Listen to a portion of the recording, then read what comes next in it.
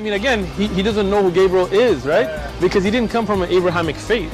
The people of Mecca were pagan. Quran is mentioned, if this book was from other than God, they would have found in it many contradictions. If a book is without contradictions, that has no bearing on whether it comes from God or not. I've had phone books that are inerrant, but I certainly don't think God gave them.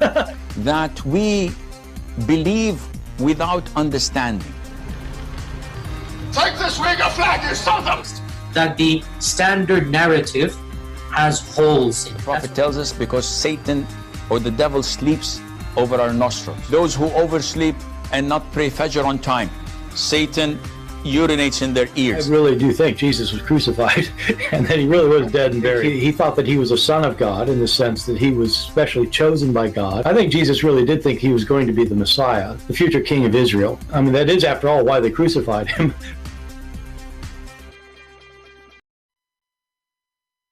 Actually, the word mafia, in case you do not know, is coming from the Arab. The word mafia, which means familia in the Italian language.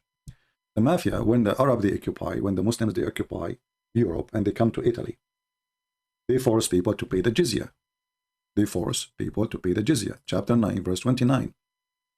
Those gangs didn't work. Islam is a gang system. They attack the neighbors, they force them to pay them, and they don't work. They're the gang. So when the European they were able to kick out the gang who they are European, they took over the business. All right. So you get the Arab gang, the Islamic gang, and now the other gangs who they are the local, they learn from the Arab what mafia mean. So mafia is coming from the Quran. They go to stores, they say, you have to pay me for security. They go to families, the rich families, or even poor families, you have to pay me. This is what the mafia do. So the mafia really is coming from the Muslims, from Islam. And you can research it yourself.